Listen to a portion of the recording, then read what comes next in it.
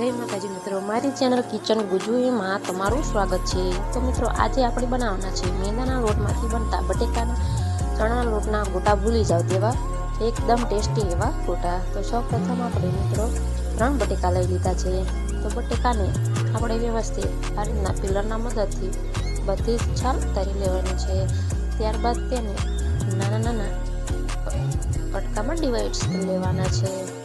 तो मित्रों, हमें આપણે ગેસની ફ્લેમ ચાલુ કરીને તેના ઉપર એક તપેલી રાખી દઈશું। એમાં આપણે બટેકા ઉમેરી દીધા છે। તો તેમાં મિત્રો આપણે થોડું મીઠું એડ કરી લઈશું અને જ્યાં સુધી બટેકા બફાય ત્યાં સુધી આપણે તેનું એડ કરવાના શાકભાજી કાઢી લઈ લઈશું। તો મિત્રો, મરચાંને આપણે ચોપરમાં ચોપ કરી લીધા છે। ત્યારબાદ આપણે એક બાઉલમાં બટેકાને કાઢી લઈશું અને ત્યારબાદ આપણે તેમાં કટિંગ કરેલા મરચાં એડ કરી દઈશું। મરચાં એકદમ ઝીણા સમારવાના છે। તો મિત્રો, હવે આપણો ભૂંગળો બનીને તૈયાર થઈ ગયો છે। તો આપણે તેના ગોળ લુવા વાળીને તેલમાં તળી લઈશું।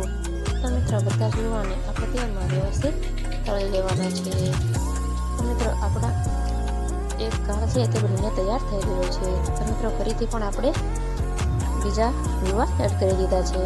તો મિત્રો, આપણા મેંદાના લોટમાંથી બનતા એકદમ સુપર અને ટેસ્ટી એવા ગોટા બનીને રેડી છે। તો જો મારો વિડીયો તમને ગમ્યો હોય તો લાઈક કરો, શેર કરો અને સબસ્ક્રાઈબ કરો। તો ફરી મળીશું નવા વિડીયોમાં।